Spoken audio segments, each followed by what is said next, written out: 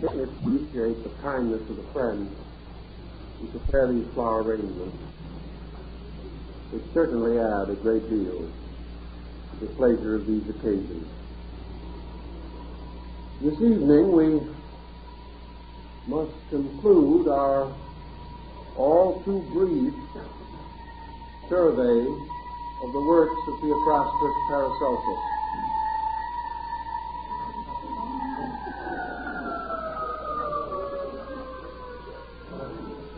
I won't confuse it, it's much too long.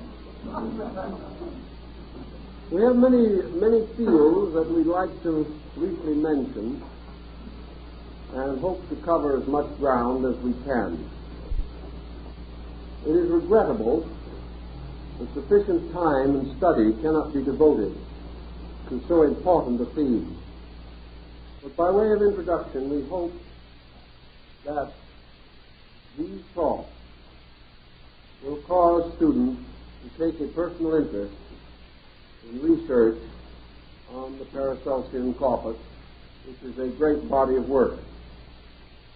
We'd like to mention in passing, in connection with the concept of universal sympathy, that Paracelsus used the term imagination in a rather mystical and almost oriental manner.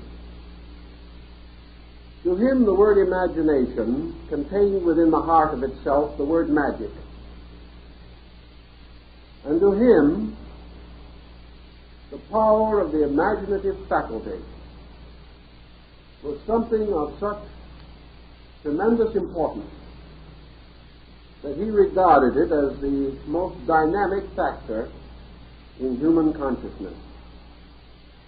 He felt that by imagination, the human being came nearer to attaining freedom, to advancing individual and collective growth than by almost any other means. Imagination is man moving away from himself, out of the commonplace, escaping from the boundaries and barriers of tradition and authority, creating. Therefore, he made great point of the importance of training imagination in the divine magic of the universe. He held that imagination, more than reason, was the hope of humanity. All good things begin as dreams, and extending themselves in uncharted directions are sustained by the tremendous creative vitality of man's mental and emotional complex. He held, therefore, that imagination is more than the individual creating. It is the individual coming into sympathetic relationship with creation itself. Under the law of sympathy, Paracelsus outlined the concept of divine imagination. If man can imagine the universe, he can experience it. Imagination is a magnificent bridge by which the individual can come into sympathy with the future, restore the past, and broaden the frontiers of the present day. To reach out by imagination toward truth is to discover new and useful things. Therefore, the test of creative imagination is that it forms a dream under which science can build a foundation. No great creative thinker, no great scientist, philosopher, or theologian can be deficient in imagination. Without it, we are slaves to what is already achieved. With it, we build upon achievement, expanding it forever into the great world of universals. For imagination is like a miner who is digging out of the unknown earth of space precious ideas coming gradually to learn and to know and to dare, and even then, perhaps, to have the wisdom to be silent. Most of all, imagination is this sympathetic magic. For whatever we can encompass as a creative experience within ourselves, we become like. We come into sympathy with it. It is like the old story of dreaming true. If we can dream true, we are true.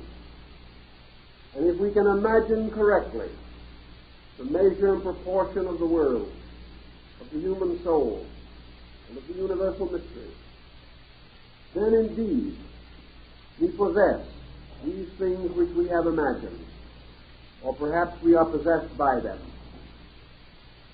Therefore, the training of imagination is of the greatest importance to the young, and release through it is of equal importance to those of older years. Man dies when imagination dies in him. But when it dies, he is willing to settle back into the humdrum and the monotonous. But as long as he is challenged by the visions in his own inner life, pressed on to make dreams come true, he finds that the greatest of all arts, magic, is the art of dreaming, and that the scientist and the philosopher are servants of these dreams, helping to make them come true, helping to make real things man has discovered to be possible. However, imagination can also become a terrible enemy, for if it is left untutored and uncultured, it can burden us with extraordinary fears and cause us to regard the whole world around us as something terrible, frightening. It can cause us to face life with the gravest forebodings. Thus, the perfection of imagination is man's release from the misery of his own subjective fear. Creative imagination fills him with hope. Destructive imagination fills him with terror. The training of imagination, therefore, is the sacred art, according to Constellation. It is the art of the individual building his dream upon the solid conviction that in the universe all things are good. He uses imagination to find answers which justify life, rather than to develop various attitudes loaded with the sense of injustice or burdened with terror and confusion. Man, wishing to find a world of good around him, can create it out of his own creativity. But if he is convinced that all is ill, evil, sorrowful, he will then force this into fulfillment in his own life. The creative imagination of Paracelsus is very much like the meditative discipline of the East. It is the problem of the individual gaining skills in the internal visualization of eternal reality. This in itself, according to Paracelsus, is the secret of the human being having the courage to attempt that which may appear and factually is impossible. Namely, man's experience of the total life, of the tremendous plan within which he exists. He has no limitation. Perhaps he cannot accomplish all immediately. Perhaps vast time must pass. The spirit man preserves his power to think before himself, to dream beyond achievement, to visualize or envision better and more wonderful states. He will proceed. He will advance. He will move inevitably toward his own perfection. The discriminating of the imaginative faculty, the training of it, therefore, calls into play practically every knowledge that he possesses. From a solid education, he learns certain laws and principles. He becomes aware of the great directions of motion.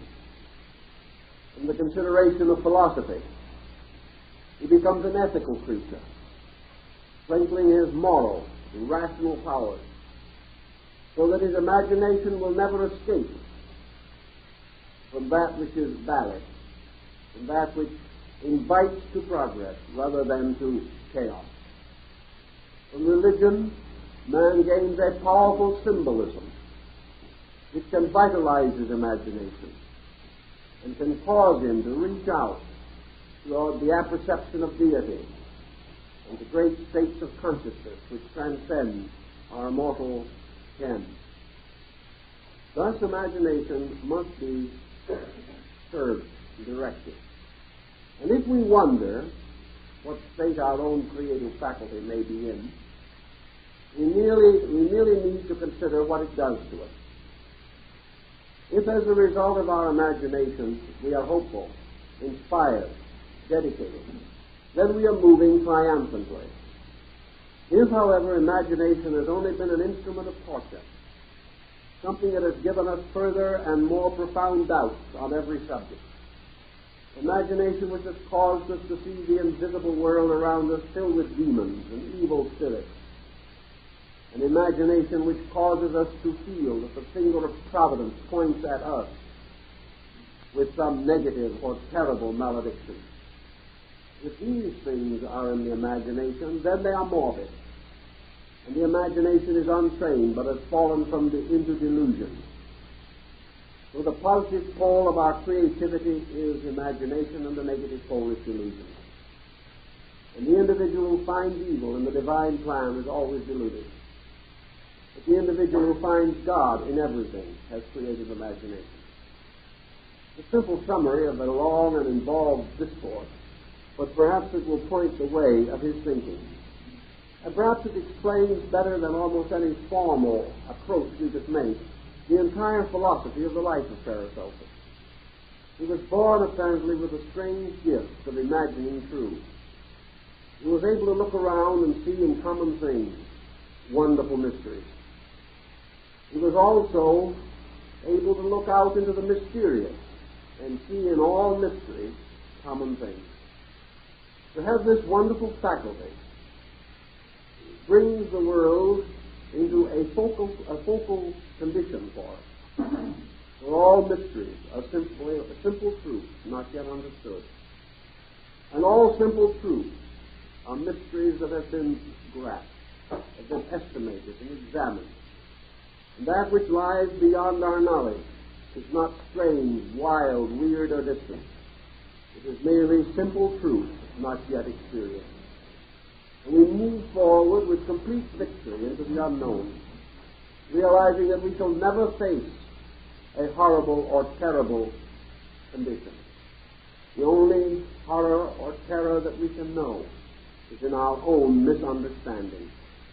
The only evil that there is rooted in the selfishness of man. If man can overcome this, he can live proudly in this world, live with the true sense of the dignity of himself and of life and of purpose. This brings us perhaps to one of the outstanding examples of the creative concept of Paracelsus, and that is his conviction of the interrelationship between macrocosm and microcosm. We have to realize that this concept did not originate with him. It goes back to a very early time. In fact, we find traces of it in practically all the civilized groups of mankind. Back in ancient times, man was governed by a simple law, the law of analogy. It was inscribed upon the statue of Nebo, the god of wisdom, that stood in the midst of the great Babylonian culture. Nebo was the lord of the writing table. A tablet and stylus were his symbols. He later became identified with the Egyptian Thoth, who in turn we remember as Hermes. Nebo upon his ancient tablet bore the inscription, "What has been will be. That which is superior is like to that which is inferior. That which is inferior is like to that which is superior." I have spoken. I am Nebo, Lord of the writing table. This law of analogy is the foundation of ancient science, and it continued to dominate the thinking of men until the end of the 17th and early years of the 18th century of the Christian era.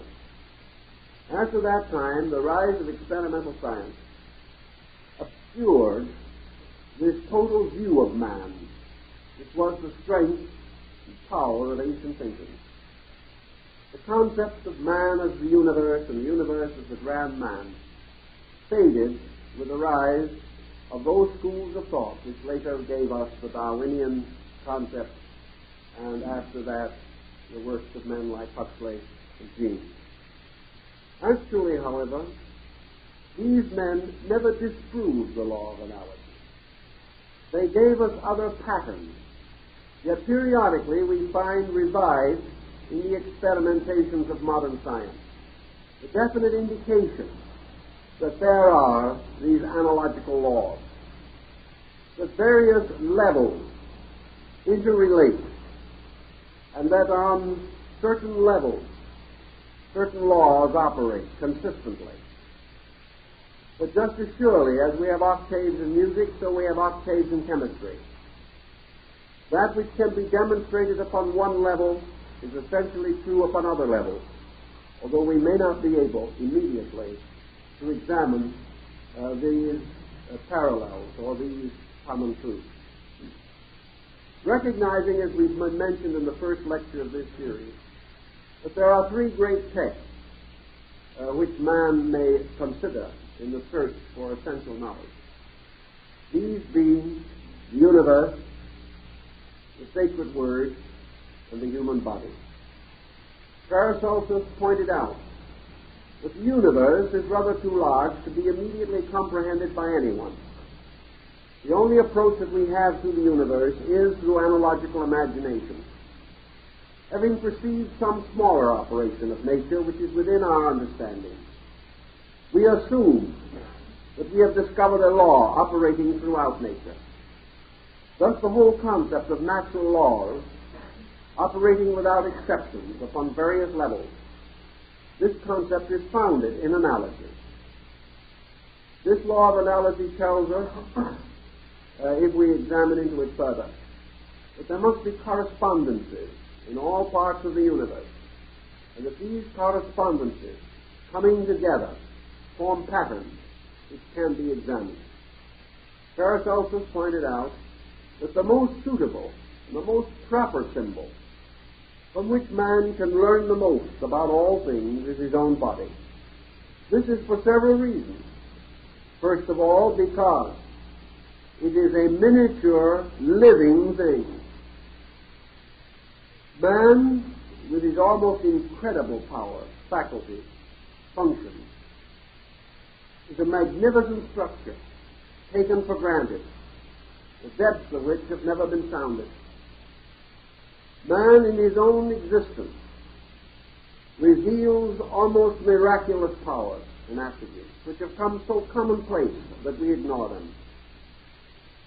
Paracelsus said, for example, many men have sought throughout the world for the secret of the transmutation of metals. And yet the greatest transmuting process that we can conceive is the process of human digestion. Here we have an amazing situation.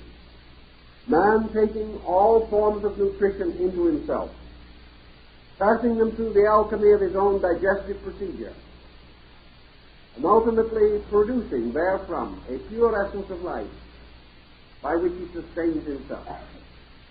Although man eats many foods, he never comes to resemble any of them. They are never found again as separate factors anywhere in his constitution. He may live a lifetime upon a single food, yet he will not resemble it. He may mix his diet incredibly and may eat many things that are of doubtful nutrition, yet all of these different food elements within a certain bond of reason combined pass through a strange digestion and are transformed into something that helps man to live. This something is a pure, invisible essence This essence, carried through the body by its elaborate and wonderful mechanism, maintains this organism in a relatively healthy state. So here we see the greatest miracle of all, the miracle of man living from food, man actually living from death, for even the grain that is put into the bread is baked, becoming thereby sterile. And yet from this sterile source comes his nutrition. All alchemy, therefore, can be understood, all substances transmuted, all elixirs discovered, if we are ever able to solve the mystery of how man lives from the food that he eats. Here's a simple example of the analogical law in operation. Men may speculate for centuries, thousands of years, in laboratories with dead elements or live elements, but they can never have the same certainty that might come to them were they able to base all their experiments upon a thorough knowledge of the function of the human body. Nor did he stop in his consideration at this point. Every part of man has locked within it secrets, secrets the understanding of which would help man to survive, help man to solve the mysteries of his own existence. Nor should we regard man merely as a physiological mystery or a biological one. Man is also a great economic mystery. And within his body is an infinite system of compensations for labor, compensations entirely beyond the theory of our economic procedure. Yet every workman is worthy of his hire, and in the human body every workman receives his hire. Every workman is paid not in material coin, but paid in the substance of life upon which it must depend, paid suitably, properly, and promptly, so that there is not one who does not receive the wages which he earns. Also, the human body is an incredible political structure. So with its infinite diversity of parts, each with its own instincts, its own problems, its own requirements for survival, its own insistencies, and its inevitable process of surviving if necessary at the expense of other parts. Yet with all this strange, complex, cooperative competition which we find in man, we also have total government. We have a strange democracy enveloped within an absolute autocracy. We have a democracy in which all things must be served, all things must be protected. And we discover, as Paracelsus points out, the actual pattern of autocracy, namely that the true autocrat is the one who sacrifices all to preserve the good of his people. The autocrat is the one who has the privilege of intelligent leadership. And the moment the autocrat in man becomes indifferent to the security of his subjects, the various parts of the body and its functions, immediately these functions are deranged, and the autocrat loses his empire. The human government should be built upon the same strange recognition that it is the inalienable and inevitable duty of all superiors to protect inferiors, that it is the absolute requirement of the strong to defend the weak, because there is not the weakest cell in man's body which must not be defended, or the entire economy is in danger. Thus it is that the leader must serve. And Paracelsus also points out that in a wonderful way nature has so established this that in many regards the leader serves without knowing it. Man is not aware of his own benevolence. He is not aware of the fact that in the subconscious processes and autonomic processes of his body he is guiding and guarding better than he knows. But while his mind is confused and uncertain, he is still contributing rational impulse to the maintenance of his bodily autonomy. Thus, perhaps, whereas man does not know how to rule the world in which he lives, he might learn by relaxing and trying to know how he so successfully learns to rule the world in which he exists as a person, his own body. All these mysteries of religion, philosophy, and science, are locked within the microcosm, the miniature, the small pattern of all things which we call man. The Paracelsus followed very largely in the direction of the Neoplatonists in establishing the great concepts of analogy. Paracelsus pointed out that man's sovereignty over himself, his survival as a creature, was only possible because he existed as an internal compound. There was more to man than body. That he realized, and this, of course, most advanced thinkers of the world have conferred. However, there is much more to it than this. To the Paracelsian thinker, the entire story of man is a revelation of invisible causes. Man is like a stream pouring out of the unseen. And just as the great mother of waters, the Yangtze River, makes fertile the plains of China, so this stream pouring out of the root of man makes possible the maintenance of his mind, his emotions, and his body. Man, therefore, is a being like the familiar iceberg, only a small part of which is visible to us, the greater part hidden and concealed by the veil which is forever across the face of Isis. To understand man, therefore, we must take into account these invisible parts of him. And here our creative imagination helps us to supplement the things that we see and know.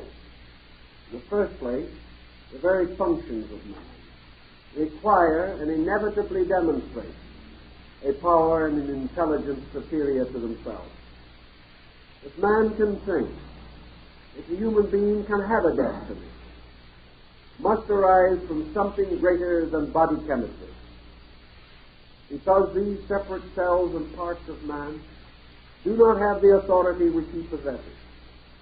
And Paracelsus would not acknowledge that the sum of these lesser lives became inevitably and automatically a greater life. In other words, if 1,000 persons, all ignorant, keep together, their common opinion may not be entirely wise. They cannot produce out of themselves a mind superior to their own. But in man, tiny cells, molecules, even electrons, atoms, all these heaping together to form tissue and structure, all conspiring together to form the common body of man.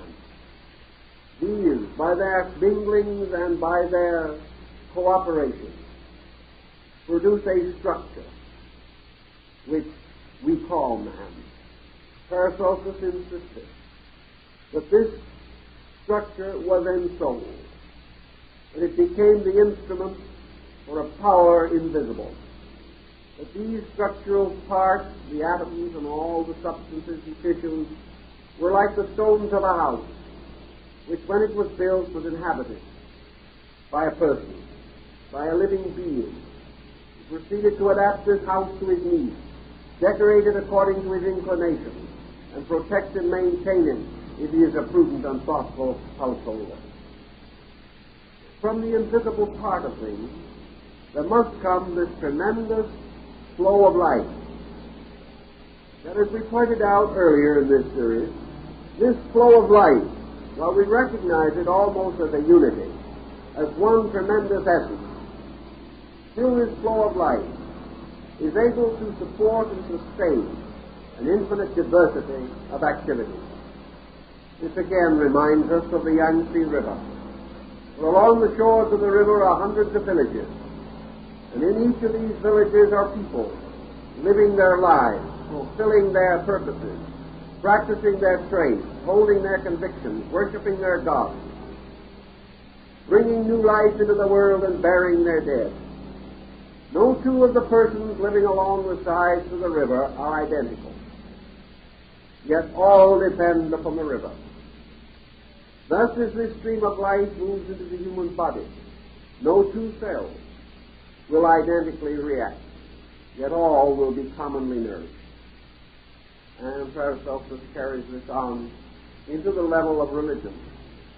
And he points out that the mystery of God and holiness is a river likewise, that flowing into the hearts of different persons causes each one to be differently but inevitably strengthened, so that each, out of his faith, is strengthened to his own work, yet dependent upon one light, one divine conviction, for the courage and the wisdom to go on to the separate achievement which may be desired.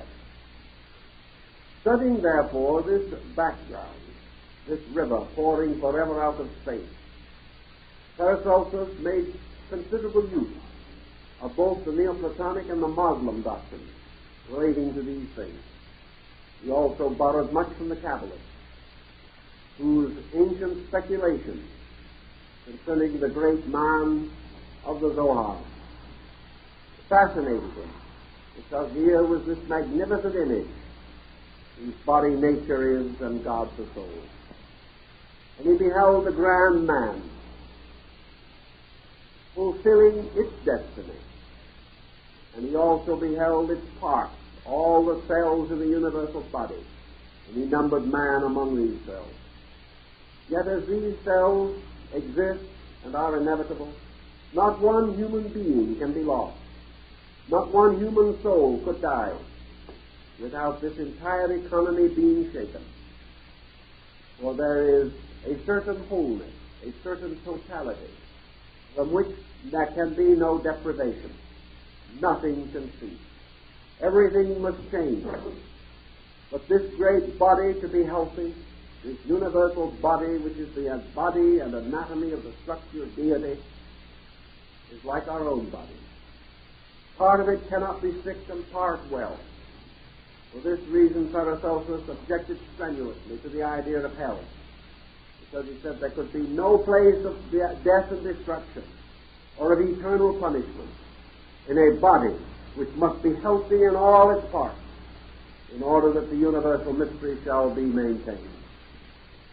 So many byproducts of thinking came to him along the way, perhaps due to his creative imagination, reaching out into principles that he had discovered and applying them to the uncertainties and worries that have afflicted mortals from the beginning. This river, this stream, flowing out of space, passes through three great conditions, according to the Paracelsian concept. And these three conditions correspond essentially with the nature of the universe. Paracelsus, the universe consisted of three parts, which we call stellar, planetary, and elemental, or elementary. The supreme part of the universe corresponded mysteriously to the sphere of the fixed stars, or what we call constellations. Here, of course, the Neoplatonists had borrowed from their master Plato, for it was the belief of Plato that souls coming into generation descended from the Milky Way, which was the birthplace of souls. Paracelsus was not so literal in his thinking, but he declared that in the physical universe, the great stellar diffusion, which we call the cosmic energy, or the cosmic space factor, populated with a vast universal population of worlds, and which we recognize primarily only as suns. That this is an analogy to the spiritual source of things. Perhaps he was thinking or had been taught the legend of Muhammad's night journey to heaven, where he ascended through the orbits of the planets and finally went through the door in the ceiling of the sky and passed into the world which is above. Similar thinking is represented in the Apocalypse of St. John and also in the Divine Pymander of Hermes. But according to the Paracelsian concept, there is a state or condition of life which we would call today cosmic or universal. This condition of life is a kind of energy in which the stars, all suns in the centers of the solar system, the stars, like the angels of Faust, sing together. That there is a tremendous field, the field of space in which suns grow, and that the great common energy denominator of space itself is this effulgency which sustains the solar orb.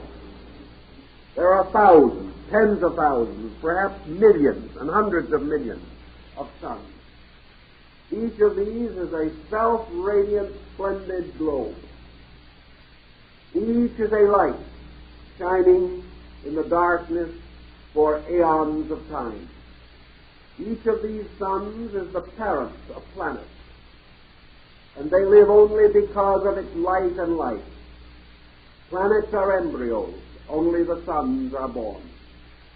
Therefore the suns are a race of living things inhabiting space, a race from whose compound nature, like the Milky Way, a vast body is formed, a body universal in its dimensions and proportions, with each of the suns a sparkling center of light somewhere in the mysterious nature of infinite being. The radiance of all these suns together, and the rays that pour from them, weave together the living, luminous body of the infinite. To Paracelsus, the term spiritual is properly apportioned or attributed to that kind of energy which feeds the suns, feeding them directly, maintaining them in all their infinite splendor and in their infinite diversity. This light is so vast that we can have no concept of it. It sustains not one sun nor even 1,000 suns, but blazes out in space far beyond our comprehension, maintaining perhaps as many suns in the sky as there are grains of sand in the earth. This immensity cannot be grasped by our reason, cannot be understood, but it can be imagined. And by this power of imagination, man can conceive of infinite life. And he can conceive of it because he has a little symbol to help him. And that symbol is the night sky. A symbol in which he can see these points of light flickering in the firmament. And he knows that he is living in a world of giants, a world of incredible beings. And he cannot know how these beings fit together, what their patterns are.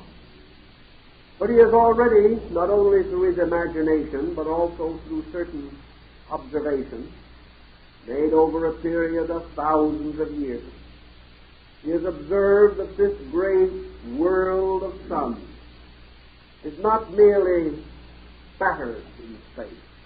It is not merely a mass of light tossed by some strange universal providence into existence. These suns are races. They are organisms. They have vast social integration.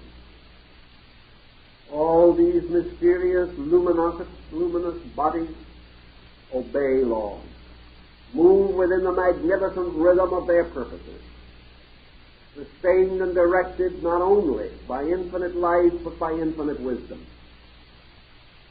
So out of all of this vast thinking, Paracelsus formulated his own definition of spirit. Not merely an absolutely invisible, intangible, ghostly energy somewhere in the source of things, but as the supreme, all-enclosing life. He recognized that these suns, each was like a tiny lamp with its root or wick in a common substance. These suns burn not of themselves alone. Their incandescence was due to the fact that they all had a common fuel. And just as man gains a common fuel from water and air, and as breath is possible to him, he lives. So there is a common life, a common air, a common water, a common fuel, which sustains all this vast galaxy of things. And as these suns go on in constellational orders, in vast structures beyond our dreams or our thoughts, there can only be one answer, namely that there is an infinite fuel, an absolute life, that all living things have their final origin in this, and that no form more magnificently reveals this than the great structure of the constellational diffusion. For here we see the greatest conceivable manifestation of life. Here we see life so vast that our sun and all its planets could be lost in one atom of it. And yet, with all this life, we see law. And we see this vast life moving downward sequentially through order after order until some part of itself, some minute fragment of its own completeness, sustains the smallest insect and sustains the tiniest cell and marks truly and inevitably the coming and going of the humblest of tiny things. Thus everything, from the sun to the mote that dances in the light, all these things are part of one endless concatenation or order of life, descending from the vast to the least, and yet permeating all, not only with the nature of life, but with the inevitable desire to live, to carry on, to produce and generate their kind, to have their day in that light, to love that light, whether they know it or not, to sleep when it departs, to waken when it returns. So to Paracelsus, the simple statement that man's spirit comes from the stars implies that he regards man as rooted in this ineffable energy, in this absolute life, absolute law, absolute wisdom. And from this internal and wonderful contemplation, Paracelsus was able to rescue himself from certain of the theological problems of the time. He lived in a day when men died at the stake for denying that the stars were candlesticks set out to guide late wanderers home at night. Bruno died at the stake because he said the stars were not fashioned primarily for the use of man. Yet even in our more recent and enlightened thinking, we perhaps have not had the imagination to really sense the immensity of this power which we gather together into the simple word God. Paracelsus sought to give us a larger meaning of this word. He sought to remind us of the true infiniteness of deity. And in this infiniteness, to remind us that we could no longer be dealing with a simple sectarian divinity whose concern was primarily man and who had forgotten even to provide for the beasts of the fields in his pattern of redemption. This was not conceivable. All things had their places, and man himself was one of the lesser stars strewn in space, all tied together, bound together in this immense dance of life, this endless rhythm of the universe itself. Therefore, if man carries with him into existence this spark, this ray, in the fire altar of the infinite, man has within himself the spiritual darkness of night. He also has the unseen field from which all this energy comes, the dark earth of the unexplored dimensions of matter and time and space. And within this dark earth of the unknown which feeds him as it feeds the stars, man also contains within himself a constellation of luminous points, of tiny suns gleaming and glowing. And if we could see him and understand him totally, we would see that this thing which man calls his spirit is actually a vast constellation of divine light. And that this Spirit, with all its suns, with all its magnificent pattern, with its laws and its rules and its divine mathematics, this Spirit, could we see it, would be a miniature of the sky at night. If we could look outwards and see the stars in the sky, we would feel that we had ordinary vision. But if we could look inward and see the dark sky of man with its infinite constellations, we would then wonder, that we would understand Paracelsus, who said that the heavens and the earth are in man. That just as surely as he lives in the midst of the great universal diffusion, if you go deep enough into man, you find this diffusion again. You find that man inwardly is a vast constellation. A constellation not composed of immovable objects, but of these spark suns, rotating, revolving, and moving, and supplying their energy to the planet which they bring into generation. And just as the space around us is filled with suns, the different compositions of which can be determined to a degree at least by the solar spectrograph, so in man, each of these stars in him that form together the jewel of his spirit, each of them is a little different. Each is an instrument for a purpose. Each bears its own planet. Each fashions a world according to its own needs, desires, and laws. Thus as surely as every sun that we see is potentially capable, at least, of having planets, so each sun in man is potentially capable of having a planetary family moving about it, a family which exists from its benevolence, and a family which is the unfolding expression of its own life. So as Paracelsus pointed out, the spirit comes from the stars, so the soul of man comes from the planet. For the soul of man is like a planetary system moving around the great matchless altar of the sun. Thus man compositely is also a solar system with a sun in the midst of it. We do not realize it, but could we examine the great sun ball in the sky, it would not be one ball as we think it is. It would be an infinite grouping of luminous, blazing units. In man, the spirit is not just one spiritual essence. It is a magnificent alchemical mystery, a union of spiritual rays and energies, forming one vast spiritual flame, which we cannot distinguish or separate, but which contains an infinite number of parts, all resident within its own nature.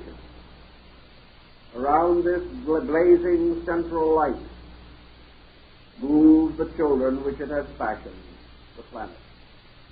And according to Paracelsus, the planet occupies symbolically and allegorically the place of the world soul.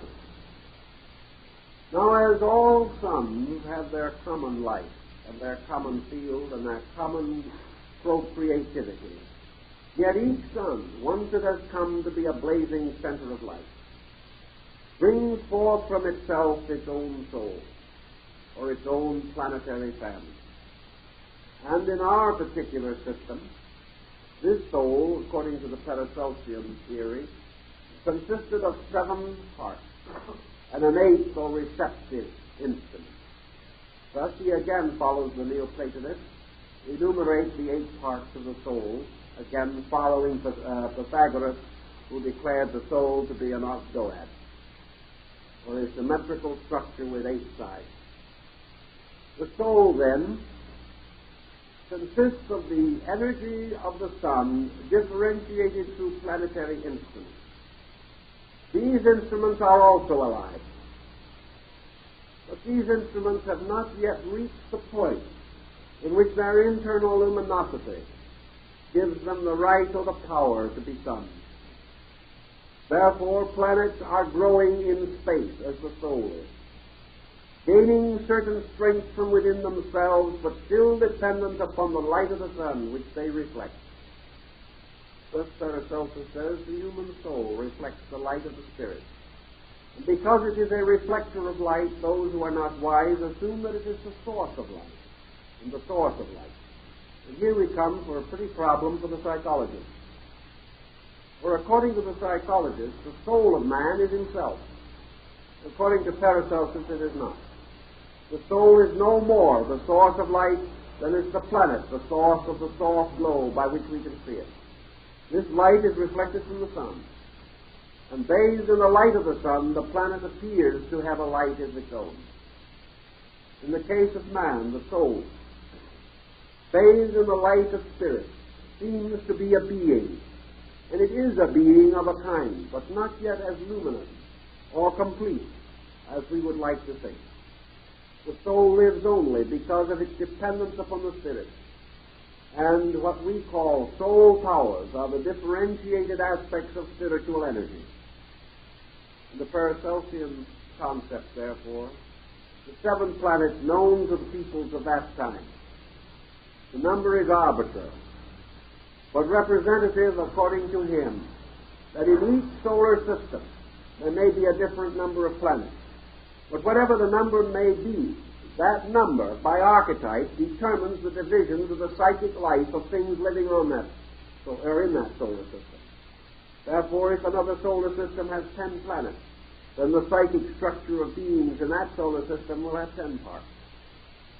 But always this light must be differentiated sequentially, all the way down through the order.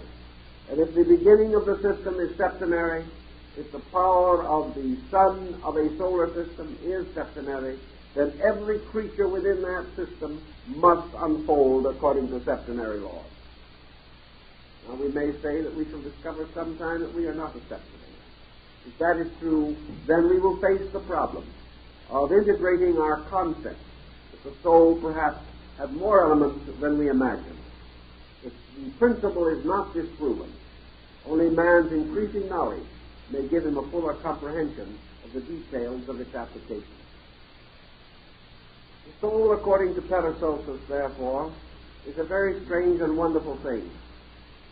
The soul is between the spirit and the body. It is composed of substances which have their origin, like the origin of planets, in the common matter of things. But it is also receiving into itself and disseminating very markedly and powerfully the spiritual energy of the sun itself. Therefore, soul is a messenger of spirit. It is an extension of spirit. But it is more than this. It is a strange compound. For within its nature, the soul also possesses the principles or rudiments of matter. Thus, the soul is an immortal mortal, or immortal immortal. It is represented by the interlaced equilateral triangle, indicating the equilibrium of divine or causal and material or effectual factors. The soul, therefore, receives from the body a certain heritage. It receives from the spirit a certain heritage. And in this middle distance where the soul is, the true humanity of man is established. And when the breath of life was breathed into man, he became a living soul. This, Paracelsus pointed out, has generally been ignored. We have assumed that man is an ensouled body. Actually, to the Paracelsian thinker, this is not true. To him, man is a soul inhabiting a body.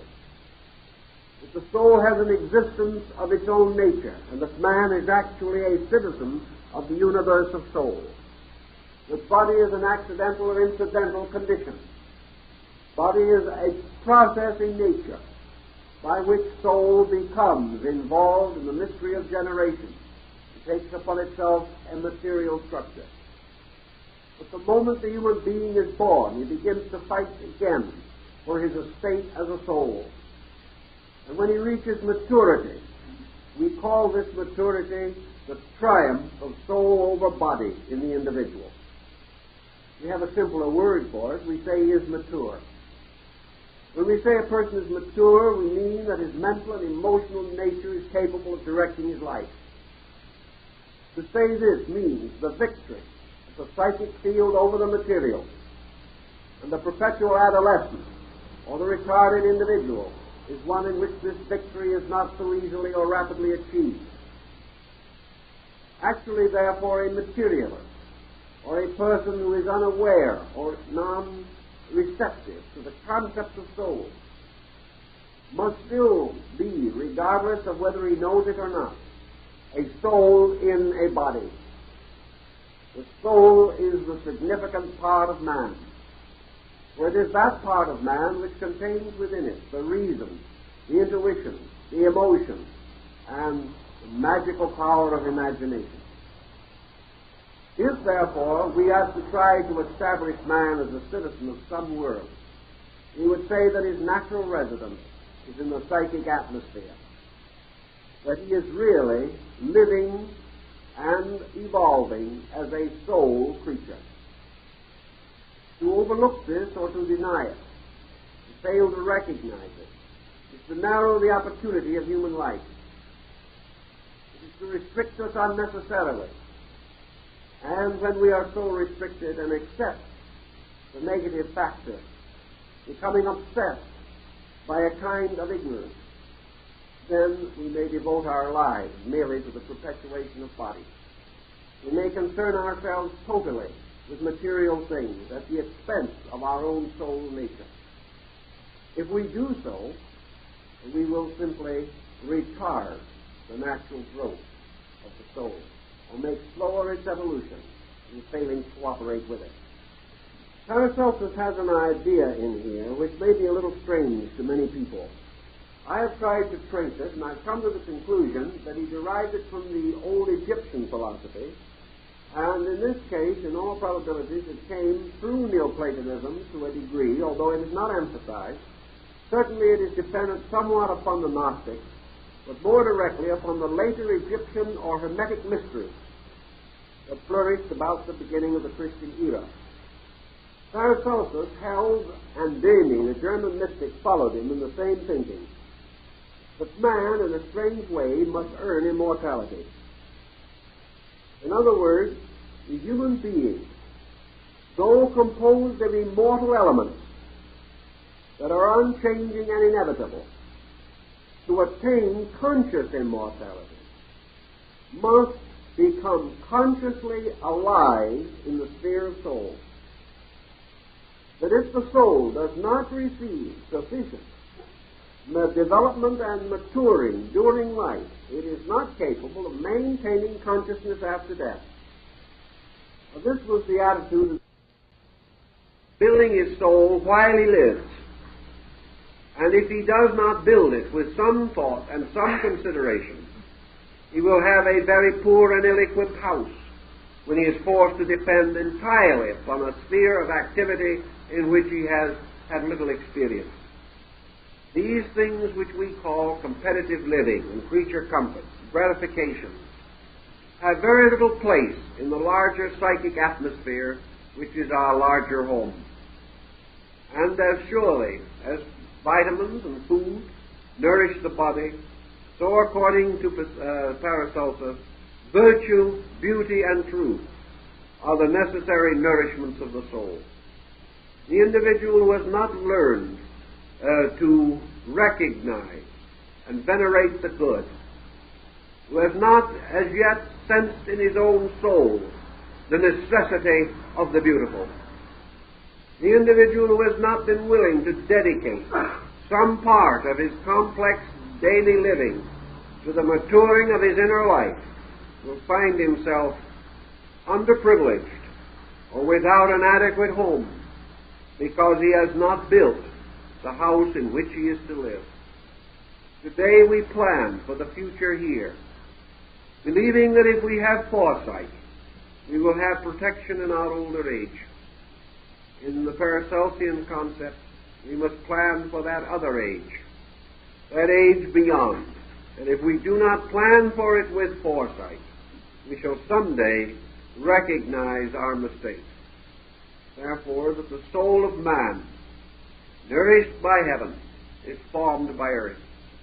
And the individual, rising from a material condition to the level of soul, does so through the release of creativity of consciousness, and by practicing those good things which are of the nature of soul.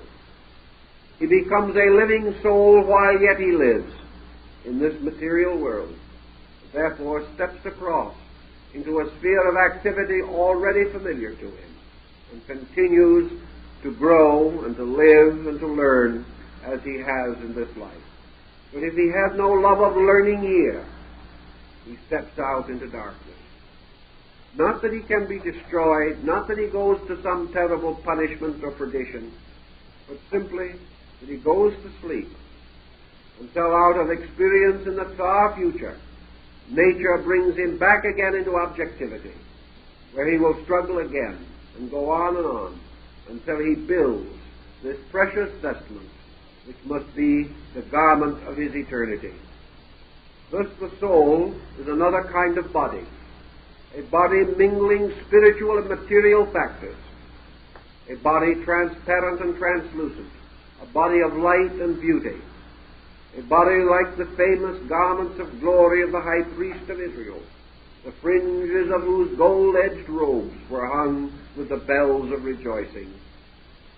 All these things man must understand, because he is building the invisible vestments of his soul. So the planets, representing the soul, representing its powers, its sevenfold mystery, and the eighth power, which is the power to generate bodies, these things reside in the soul. Friendships that are real are friendships between souls. Bonds that are lasting are bonds between psychic sympathies and values. Dreams that will go on and transcend death are dreams of the soul.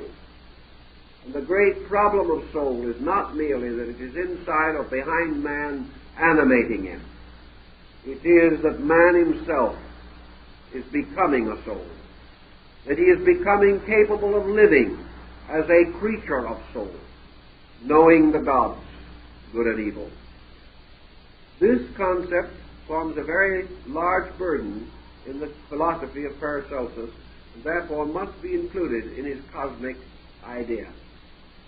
Now the third part of man is the body.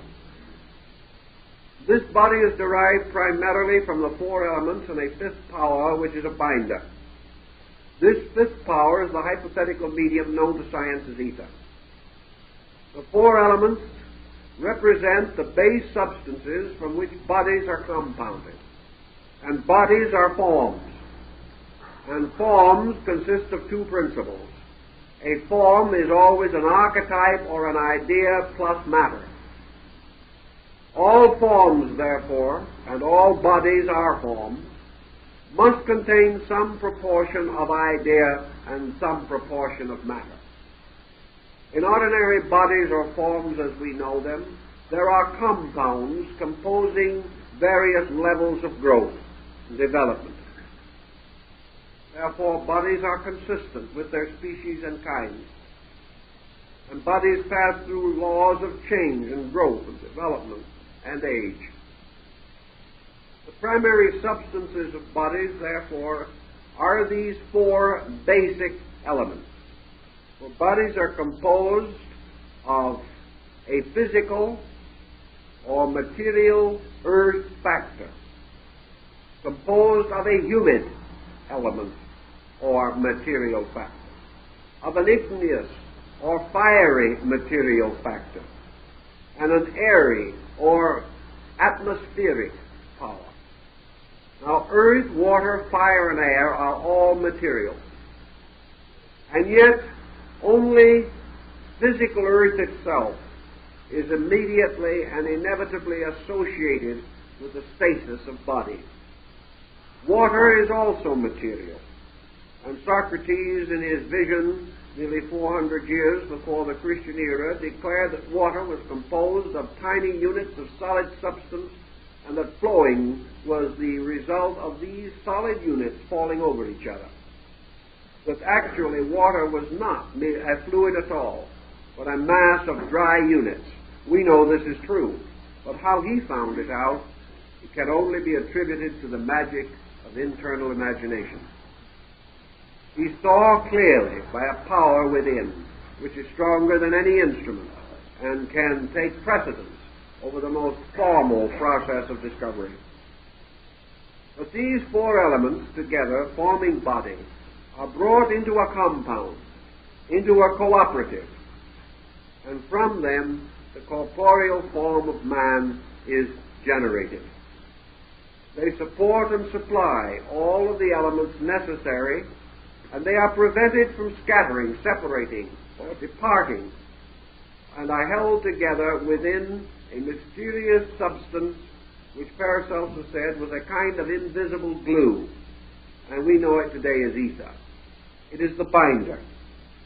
It is that something which tells us that all these substances do not move freely in space, but are held within the bounds of their kinds and the laws governing them. We know this is true also of sound, where a radio wave passing through space and apparently formless in itself is not dissipated, but is capable of being reinterpreted by means of an appropriate instrument into sound. Thus we know that these waves, moving through space, moved through a medium which prevented them from being scattered, held them in a rhythmic order and pattern, so that they never lost their identity or became hopelessly diffused. In man, the entire corporeal organism is held thus in this matrix, a matrix of ether, and it is from this matrix that the ghost, or the shadow at death, is generated. For death is actually the departure of the matrix. It is the separation or breaking down of the etheric binder. The etheric binder departing leaves the material elements, and these immediately return to their proper levels and conditions, unless they are artificially prevented from doing so. But even by artificial means, about the only element that can be held is the physical element of earth. All of the others escape in one way or another. Thus the mummification of the body of the dead cannot hold the watery principle, or the fiery, or the airy. It can only hold the earthy. So that the mummified remain merely becomes a little bit of earth, separated artificially from its common environment. So out of these four together, these elements combining in their own pattern, bearing witness for the elements of the extensions of energy into matter. By means of these elements, the corporeal structure of man is built up. And this corporeal structure, then, is derived from four worlds. It is a compound, and it is not only held by ether, but ether in turn holds it as archetype. In other words, all forms exist primarily as designs or patterns. And a pattern or a design is a rate of vibration. It is also the form, shape, or kind of thing which inevitably gathers around a certain type, mode, or condition of energy. Thus energy contains within itself the qualifying archetype. And when it enters and impresses itself upon any formal structure, this formal structure takes the archetypal form of that energy, fills into that mold or matrix supplied by ether, and becomes therefore a physical symbol of this energy archetype itself.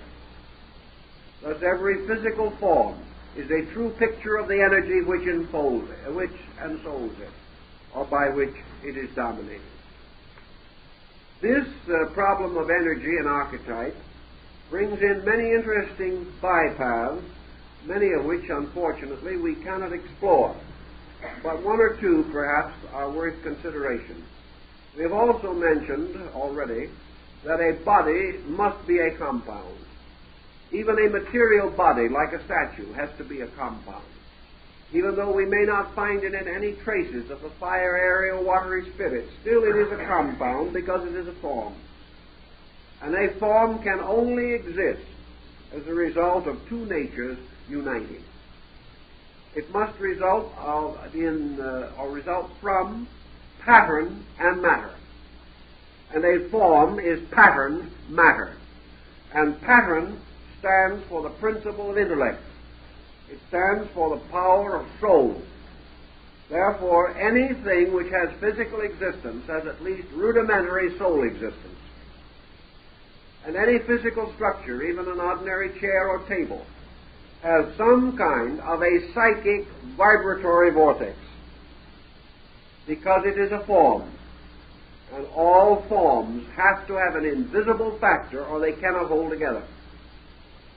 Thus things have their laws and principles. Paracelsus pointed out that the simplest of these is the evidence that any physical thing created without obedience to the laws of its purpose is useless. If we build a chair and we do not so structure that chair that it can carry the weight of the person sitting in it, the chair is useless. And in order that it may carry that weight and be a properly structured chair, it has to follow laws. It has to be built by the archetype of chair in man. And it has to fulfill, in a reasonable way, the law governing the purpose for which it is intended. Thus the chair must be created by wisdom of some level and of some kind. The chair does not create itself. And the fact that it becomes a chair is due to the purpose which activated its construction, and that it fulfills the pattern requirements of chair. The same is true of all bodies.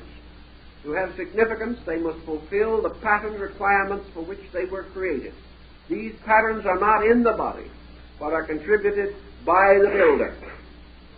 Thus, in everything that man creates, he supplies creativity. He supplies the archetype, and his own imagination fashions or frames the design which is later to be perfected.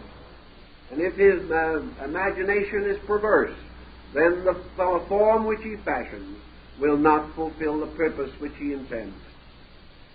Thus there are patterns and laws behind everything. The term form, therefore, is also curiously appropriate to soul. For if man physically and objectively is a body, psychically he is a form. Spiritually he is an essence. So man consists of essence, form, and body. And that part of him which is form, as we said, must be a compound. And the great compound, the supreme compound in the mystery of man, is soul itself. For within it are gathered the most perfect example that we can cognize in our level of understanding of the union of law and substance. The soul is a form, but it is a more volatile one. And because it is less dense, it is more easily modified and moved. Hence the soul of man is in a state of constant change, whereas the body change must be very slow. Yet even in man, every 7 to 11 years, the body passes through a major and complete change. But in the soul, this change affects not only the structure, but the appearance, the shape, the dimensions. For the soul of man is a mutable body, a body capable of motion, of internal motion within itself. The soul of man is forever changing, and the planets which form the soul have their orbits, and they move into various relationships with each other.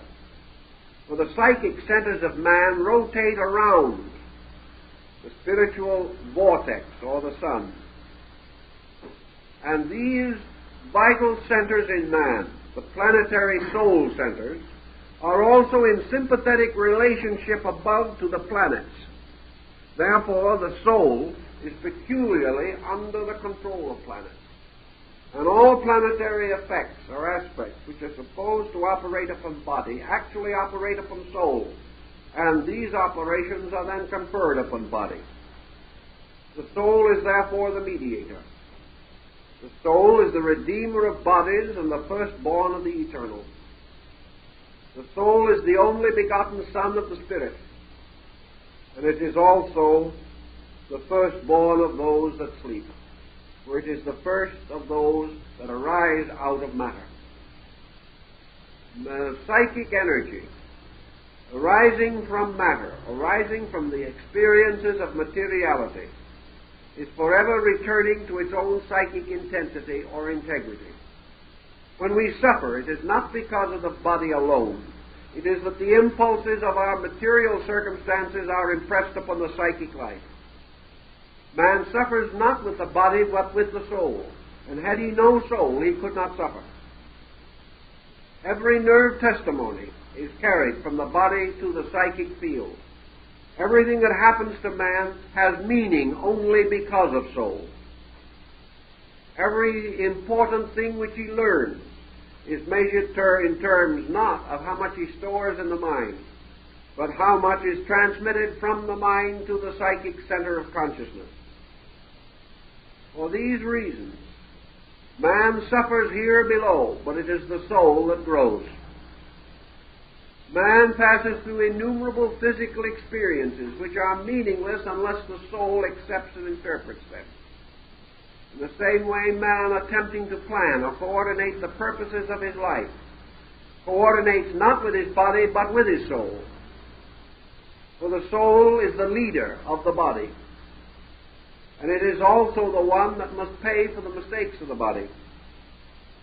But in these mistakes it pays very largely for its own shortcomings.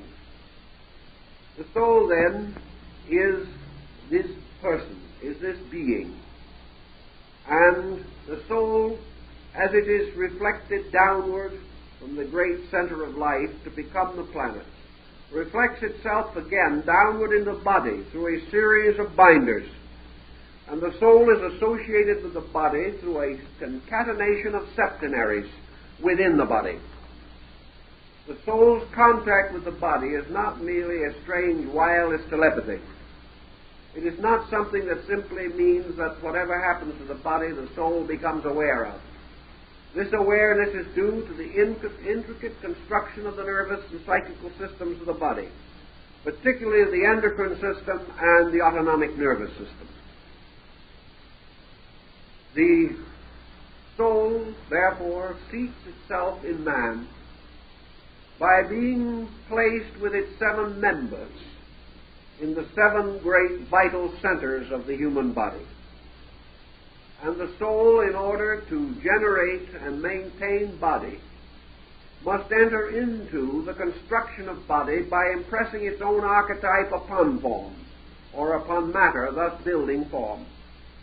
The various parts of the soul, according to Paracelsus, do not become involved simultaneously, but in the process of embryonic development, one phase or aspect of the soul after another takes control or direction in the development of the physical form itself.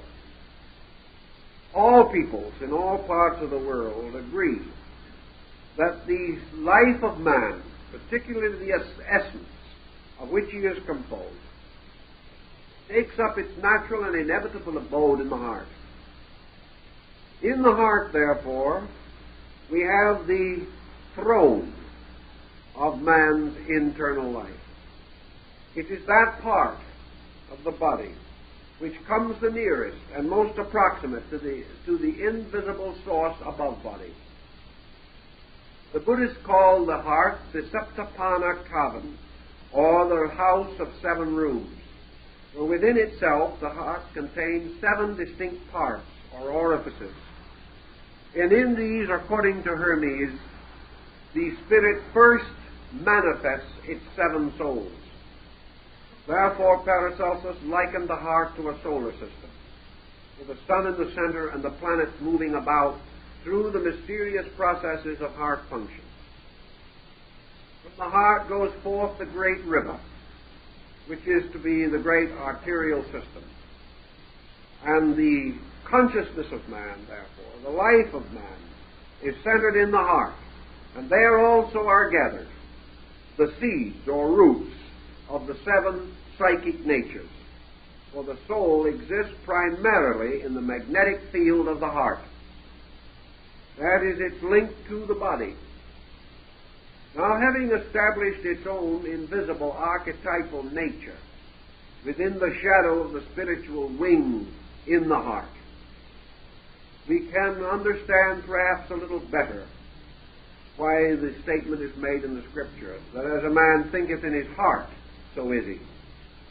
The heart, therefore, is that part of man which is the closest to his spiritual nature and is also the armament protecting the soul and the psychic field. The arrangements of the psychic nature, therefore, though they may be registered variously, nearly always result in a heart disturbance. And any wrong function or development of man will ultimately affect the heart. The Chinese physician is able to have his patient put his hand only through a hole in a curtain, and taking the pulse of the person can tell immediately almost any ailment, physical or psychological, from which the patient suffers. It can all be told from the heartbeat, which is the drum of Shiva, the drum of life, the drum which beats the strange rhythm for the dance of the gods. Now, the soul as a separate or primary polarization is centered in its own objectivity in the brain. The brain, therefore, is the positive pole of the spiritual life of man.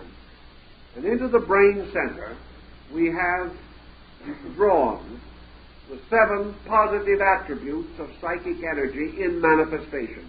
In the heart, these polarizations are archetypal. In the brain, they become formal. For in the heart, they are essence. In the brain, they are form. And in the generative system, they are body. The psychic pattern reaffirms itself in the 3 great structures of man.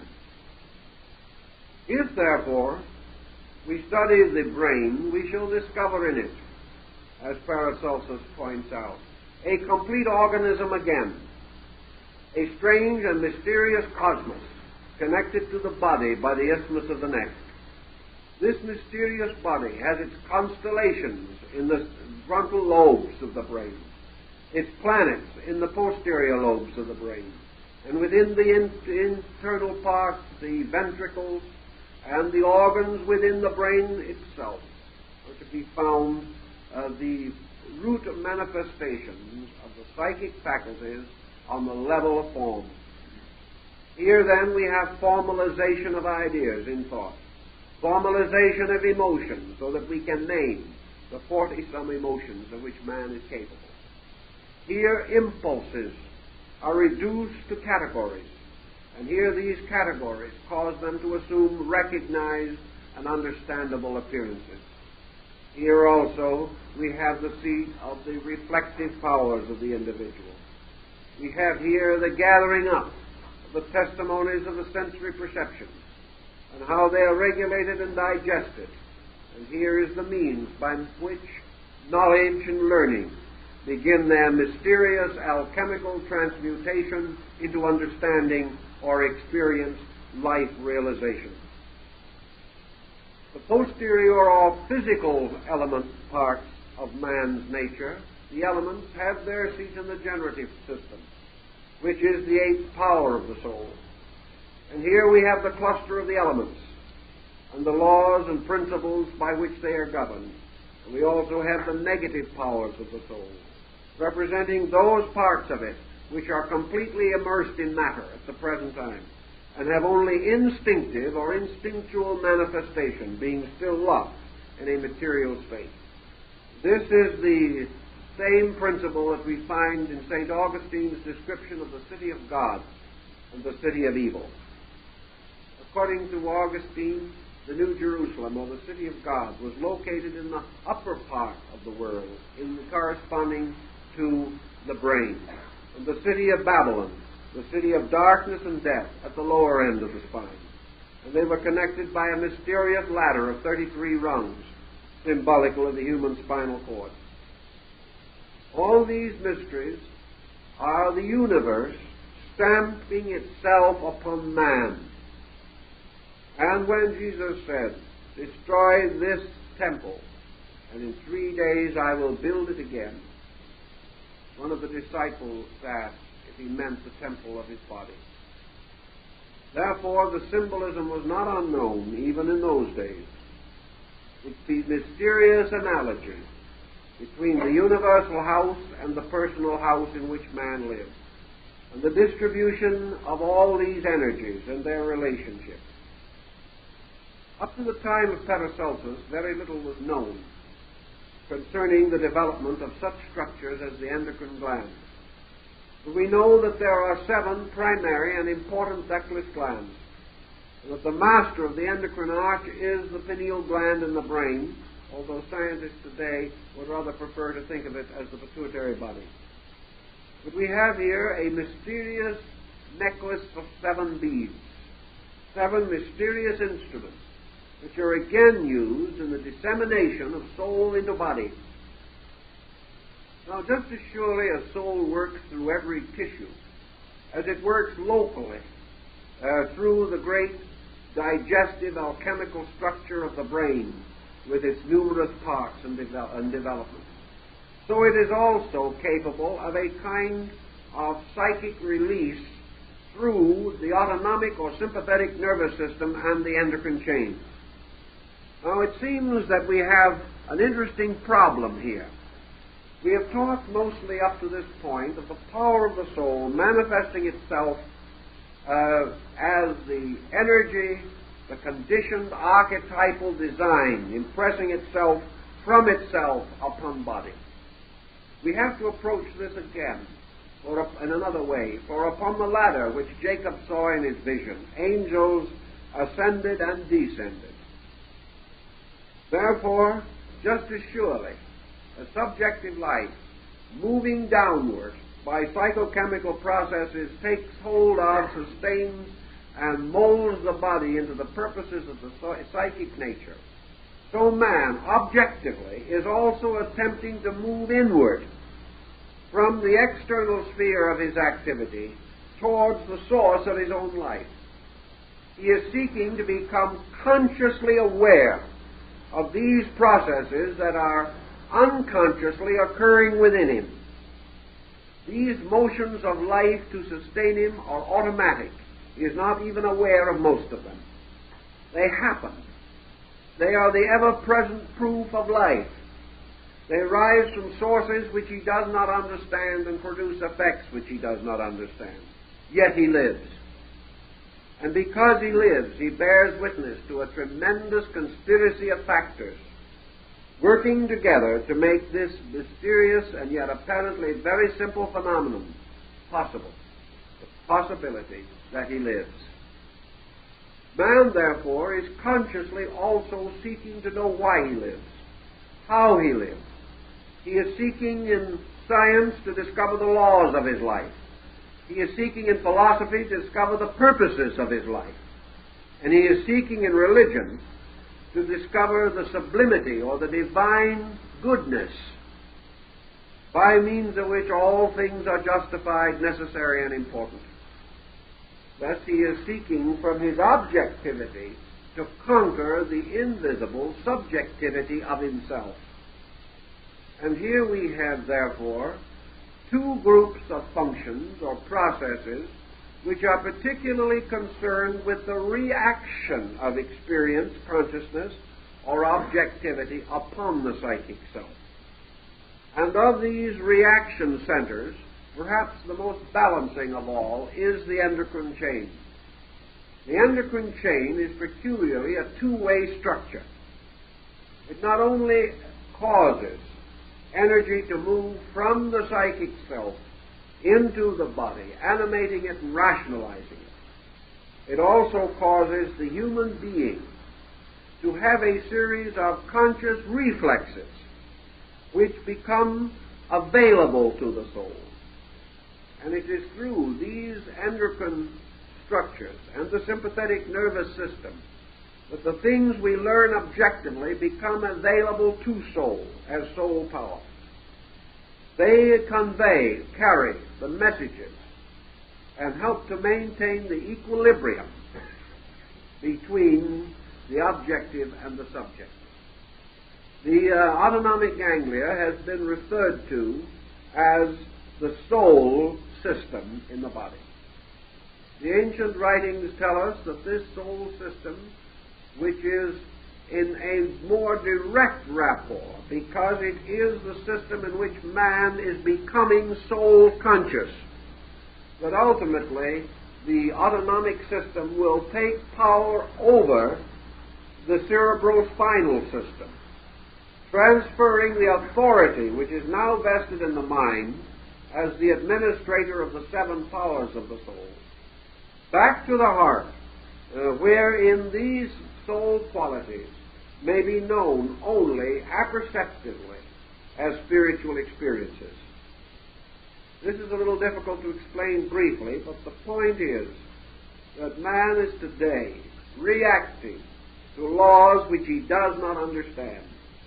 As man grows and becomes master of the use of laws, and becomes self-conscious and able to personally cooperate with universal law, these system processes, which have been involuntary, become voluntary, and the human being attains to the personal, voluntary control of his own life. But this is only possible when the bond between the objective nature of the individual and his psychic field has been so intensified and strengthened that man governs body with soul. Until this is possible, soul governs body without the direct assistance of man. But as man becomes of age in terms of soul being, he takes over the government of himself. And as he takes over the government of himself, he becomes a sun. He becomes a luminous self-center instead of being a reflector of light. Paracelsus worked out all of these and countless other analogies through his study of the human body. Now, recognizing that the spiritual life of man is more or less identical with the sun, with this luminous center that is located in the heart, we come to the next problem. The sun in the human heart must have fuel, and this fuel must be derived from the human equivalent of space. Therefore, somewhere in man there must be an available link with space. Now, space is the dark earth. Space is this mysterious substance, invisible and intangible, from which life oozes into manifestation as though drops gathering like rain and falling. Where in man, therefore, do we have this mysterious space dimension? And Paracelsus says that the space dimension in man is located in the marrow of the bones. That it is the bone marrow that corresponds most nearly in the human constitution to the universal field of dark potential, and that the human body is in a mysterious way dependent upon this mysterious bone marrow. And that this bone marrow, if it becomes deranged or injured, or is no longer able to supply the necessary energies, that this bone marrow, if its anything fails, this failure immediately represents itself in active function by the loss of the necessary life principle or the depletion of it, so that the various fields of light and power in man lose the root of their fuel. For the flame that burns in the heart has its roots in the marrow of the bone. And bone marrow is the space. And all the cells and all the life of space come out of the invisible darkness and in man they come out of the bone marrow. So he was rather interested in the mystery of bone marrow and of the tremendous spiritual reality that was locked in it. If God is in the heart, this enormous field of God, where the seeds grow, directly relates to the marrow and its power to forever bring forth life. For the dark space dimension is forever fertile with life. Life drops from it into manifestation. In man, life drops from the bone marrow. This presents another analogy with which he was so much intrigued. If, therefore, we come gradually to the summary of the Paracelsian doctrine, what do we really gather from all the things that we have been trying to learn? I think we gather that we have been dealing with a person strangely and marvelously ahead of his time. An individual to whom science is indebted for many things. And in a great many instances, science, following the little light of his lantern, has made great and benefiting discoveries. But Paracelsus, because he had imagination, because he had this creative vision within himself, has gone beyond our present achievement in one particular. Namely, that he has experienced the absolute dependence of all knowledge upon the mystery of inward light. But Paracelsus believed in the total being, that every creature to be understood must be placed correctly in a complete pattern, that no phenomenon can be examined separately. For as he told the professors at Basel, if you separate the cells and analyze them, you will find no life, because in the process of separating them, you have killed it. Therefore, if you take the living creature, cut off one by one the arms, the legs, and the head, and keep on examining, you will say, I find only death, because in the cutting off of all these members, you killed it. Therefore, by dissection and autopsy, or by criticism and analysis, you will never find life, because you will kill life by trying to take it apart. The only way you will ever find truth is by putting things together, never by separating them. Every separation is a destruction of unity, and every destruction of unity is a foundation of error. The more parts we accept, the further we are from one. And the whole search which man is making in learning today can only be successful if we can continue to unite that which has been arbitrarily divided by specialization, by ignorance, and by the basic inability of the mind of the untrained person to comprehend unity.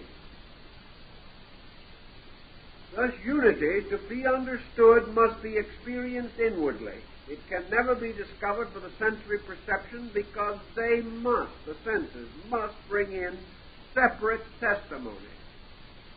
These testimonies remain separate until reason integrates them. And even with reason, they become merely the united but still individual parts until understanding absorbs them. Thus, our entire purpose is to restore bodies that we have killed by separation. We kill human society when we separate the human race. We have retarded the growth of peoples for ages by not overcoming territorial, religious, and language barriers. For everything that separates breeds death. And everything that is separated from the total life of its kind is separated from the great source of its intuitional nutrition. Thus we gain from Paracelsus this vital and important point that we come toward fact as we annihilate intervals, particularly qualitative intervals, and recognize the total life of things, realizing that we can never understand the existence of any single creature until we recognize this creature's place in the absolute, complete pattern of existence. This means that all our researches, all our efforts, must in some way be directed toward the apperception of the scheme, the plan, in which all things are reconciled. Nothing is actually reconciled upon the level of body, because body is an artificial compound which can only be resolved. On the level of body, the natural tendency of all things is to separate. They separate of themselves. They are held artificially together, depending for their temporary survival not only upon the etheric binder which holds them, but upon the soul continually impressing upon them its signature or its archetype. And they exist only because the soul is subconsciously holding them by a kind of meditation, a yogic power which is resident in the soul and which holds these archetypes. The soul also is a compound, but according to Paracelsus, it is a natural compound. It is a compound, therefore, of compatible parts. And the 7 parts of the soul are the 7 elements of the great alchemical mystery. They are the 7 sacred metals. Now, the soul as a formal structure consisting of its fixations and its phobias and its complexes, its mentations and its emotional reflexes, this structure or compound cannot be in its manifestations completely integrated. It cannot be coordinated into a state of unity. The only thing we can achieve is a condition of more enduring compatibility. But, as Paracelsus points out in alchemy, if the 7 powers of the soul are reduced to absolute simplicity of basic essence, these essences are compatible, can be united, and out of the 7 powers of the soul transmuted from their objective to their ultimate subjective nature. These 7 powers, the lapis philosophorum, or the stone of the wise man, can be fashioned. The philosopher's stone is the perfect amalgamation of the 7 essential natures of the soul. These natures, to be adaptable, must pass through birth, maturity, and death. Therefore, it is only with the death of the individual elements of the soul, the voluntary death of renunciation, that the essences can be completely cleansed of their burden of individuality and thus be made susceptible of complete union in the formation of the Hermetic medicine. The soul, then, is again the phoenix, which rises from the ashes of its own dead. It is the symbol of the alchemical mystery of the Word which is made flesh, and then in turn, by being spoken, transforms all things into soul power. Beyond this is spirit, or essential nature itself, which is not a compound. For spirit is the only fact in the universe that is not a compound. It has neither a positive nor a negative pole, nor is it the product of the mingling of other things. It is essential and necessary and substantial in its own nature, subsisting forever in its own essence, nourished eternally by itself, and nourishing all other things from itself. Because it is not a compound, it is immortal. And because it is not a compound, it is.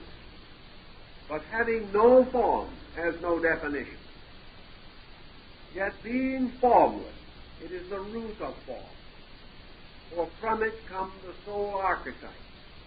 At the moment a thing creates or manifests as a formal structure, it establishes an interval between itself and essence, and can never be reunited with essence until this interval is restored, overcome, or transmuted. The inevitable and ultimate end of all things is their re-identification with essence, this essence being substantially God. The true, total nature of the consciousness of this essence is unknowable, but it must be regarded as total. Therefore, it is consciousness without objective or subjective, without subject or object in itself. A total consciousness as total awareness of totality. In this concept, then, the universal mystery unfolded by soul flowing from spirit and into body. The great regeneration or redemption of life is the reversal of this mystery, by which man, through the voluntary statement of his own conviction, resolves to reverse the process, causing body to flow back into soul and soul to flow back into spirit. The involutionary process is involuntary. The evolutionary process is of two kinds, either immediately voluntary, as in the case of the initiate adept, who has become master of the rules, and in a slower but still voluntary way through the process of evolution, the means by which the individual is gradually strengthened in his understanding until he makes sequentially the natural resolutions which accomplish his regeneration. The difference between nature and art is only in this, that art can perfect nature by intention.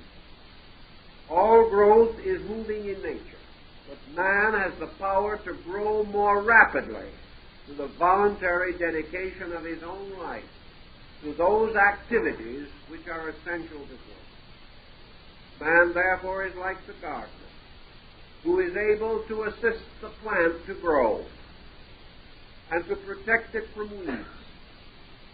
Man is able to do the same thing in connection with his own conscience. The subject, therefore, of the Paracelsian philosophy is essentially man. The object of this philosophy is man coming to know the great road by which he came and along which he must return. For surely this is a kind of ladder to the stars. The individual is here, not to remain here as a patient creature from the cradle to the grave, but to remain here to grow, in order that he may outgrow mortality through the integration of his objective and subjective life in soul unity. And having attained equilibrium upon the level of soul, then to repeat the process on a higher level, thus restoring soul to the spiritual root from which it came. All arts and sciences are useful only to the degree that they advance this cause. All true knowledge advances this cause, knowingly or unknowingly. All false knowledge interferes and restricts or limits this cause. Therefore, it is the responsibility of knowledge that it shall do all possible become faithful to its trust and capable of fulfilling the ends intended. Man is not intended to be wise alone. He is intended through wisdom to achieve the active work of his own existence. For knowledge, wisdom, and understanding are valuable only because they cause the individual to make the conscious decision of growth, and through this growth to proceed along the path of the great transmutational redemption, or the transformation of mortality into immortality, and the restoration of the tremendous spiritual reality which is at the root of his being. In substance, that is the Paracelsian morality, the Paracelsian ethics. But our time is more than up, and we must now leave Paracelsus and hope that each one of you will go on and be friendly with this grand old man who had many enemies because of his brusqueness, but also had many friends because of the fearless way in which he defended those principles which he held to be true and